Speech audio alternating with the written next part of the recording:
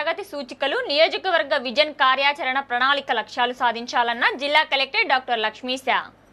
PGRS అర్జీల పరిష్కారంలో నాణ్యత పెరగాలని, మరింత మెరుగైన సంతృప్తికరమైన పరిష్కారాలు చూపాలని జిల్లా కలెక్టర్ జి. లక్ష్మీశా అధికారులను ఆదేశించారు. సోమవారం స్థానిక కలెక్టరేట్లోని శ్రీ పింగళి వెంకయ్య సమావేశ మందిరంలో సంయుక్త కలెక్టర్ ఎస్. ఇలక్కయ్యతో కలిసి ప్రజల నుంచి అర్జీలను స్వీకరించారు.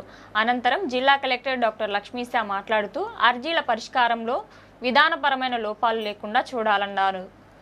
అర్జీల పరిష్కారం సరిగ్గా నిర్వహించని అధికారులపై చర్యలకు వెనుకాడబోమన్నారు.